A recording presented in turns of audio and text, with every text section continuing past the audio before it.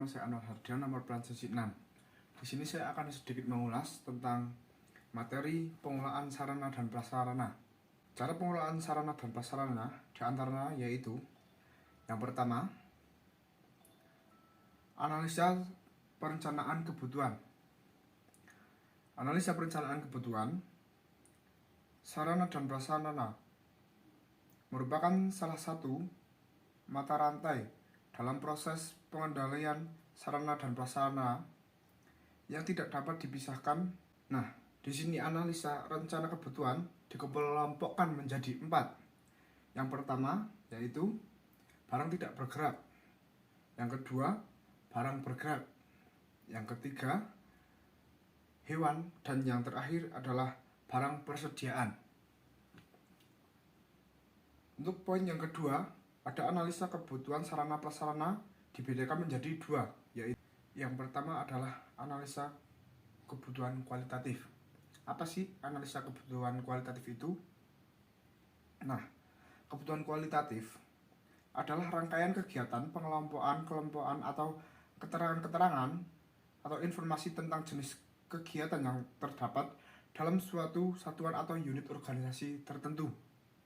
Yang pertama ada alur usulan sarana prasarana. 1. Usul kebutuhan alat dan sarpras.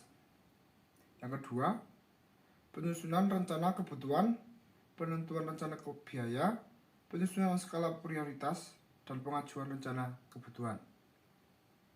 Untuk yang kedua yaitu pengadaan sarana dan prasarana. Pengertian pengadaan yaitu setelah melakukan proses analisa perencanaan, langkah selanjutnya adalah melakukan proses pengadaan atau proses pembeli. Setelah melakukan proses analisa perencanaan kebutuhan, langkah selanjutnya yaitu melakukan proses pengadaan atau proses pemberian sarpras yang dibutuhkan. Karena secara umum, pengadaan merupakan tindak lanjut dari hasil penganalisiaan. Arti dari penggandaan yaitu suatu kegiatan menambah atau memenuhi kebutuhan barang atau jasa yang menciptakan suatu yang semula berkurang atau belum ada terjadi cukup atau tersedia. B. Tujuan pengadaan. Tujuan dari pengadaan tersebut adalah untuk mendapatkan perbekalan atau material yang dapat baik tepat mutu, tepat jumlah, tepat waktu, tepat sumber, tepat harga, tepat lokasi, dan tentunya tepat peraturan. Selanjutnya, asas-asas atau prinsip pengadaan. 1.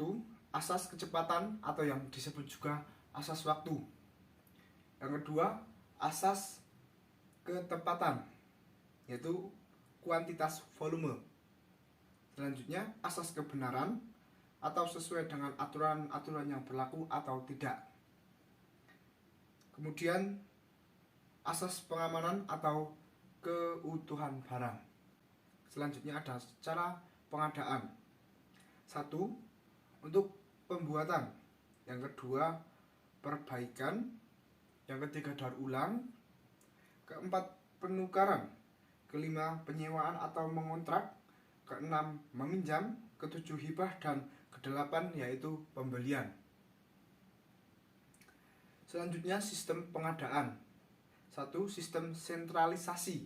Sentralisasi yaitu cara pengadaan perbekalan di mana kewenangan dalam pengadaan perbekalan bagi seluruh unit kerja dalam organisasi diberikan pada suatu unit kerja tertentu. Kedua, sistem desentralisasi, yaitu sistem pengadaan perbekuan di mana kewenangan pengadilan perbekuan diserahkan pada masing-masing unit kerja. Nomor 3 yaitu sistem campuran, merupakan sistem atau cara pengadaan perbekalan dengan mengkombinasikan antara sistem sentralisasi dan juga sentral desentralisasi. Penyaluran dan distribusi. Proses pemindahan barang beserta hak dan tanggung jawabnya dari unit kerja ke unit yang lain. Kali ini adalah asas-asas penyaluran dan distribusi. 1 yaitu tepat waktu. Yang dimaksud tepat waktu yaitu barang yang tersedia saat dibutuhkan. Kemudian tepat jumlah. Surplus yang dibutuhkan tidak boleh kurang dan juga tidak boleh lebih. Kemudian tepat mutu, yaitu surplus yang dibutuhkan memenuhi spesifikasi. Keempat, ekonomis atau terhindar dari pemborosan. Distribusi adalah aktivitas mendistribusikan atau mengirimkan barang dari jasa untuk menjangkau konsumen akhir. Untuk mendistribusikan barang diperlukan alat yang disebut juga dengan moda transportasi, yaitu ada 4 moda transportasi. Yang pertama yaitu moda transportasi darat atau jalan raya, yaitu meliputi alat angkut darat seperti truk. Yang kedua, railroad transportasi atau juga disebut kereta api. Yang ketiga, air transportation atau pesawat terbang. Selanjutnya, transportasi melalui air. Keempat adalah inventarisasi. Inventarisasi adalah suatu kegiatan yang meliputi pendaftaran, pencatatan dalam daftar penyusunan atau penyaluran barang-barang milik negara atau daerah serta melaporkan pemakaian barang kepada pejabat yang berwenang secara tertib dan teratur.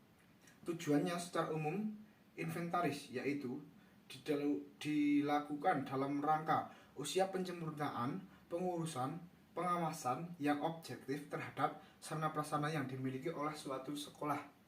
Poin pertama yaitu pelaksanaan inventaris. 1. Pencatatan. Dipergunakan buku dan juga kartu. Yang pertama yaitu kartu inventaris barang, KIB A, B, C, D, E, F. Kemudian yang kedua, kartu inventaris ruangan. Yang ketiga, buku inventaris. Yang keempat, buku induk inventaris.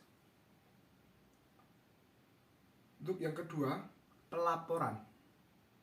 Dipergunakan daftar yaitu buku inventaris dan juga rekap. Kedua, buku mutasi barang dan juga rekap. Pergolongan barang milik daerah yaitu tanah, peralatan dan juga mesin, gedung dan bangunan, jalan, irigasi dan jaringan, aset tetap lainnya, dan juga konstruksi dalam pengerjaan. Yang terakhir yaitu kodifikasi. Apa yang dimaksud dengan kodifikasi? Kodifikasi adalah pemberian kode barang setiap barang atau inventaris milik pemerintah daerah yang menyatakan kode lokasi dan juga kode barang. Sekian presentasi dari saya. Bila ada salah kata yang terucap, saya mohon maaf yang sebesar-besarnya. Saya akhiri. Assalamualaikum warahmatullahi wabarakatuh.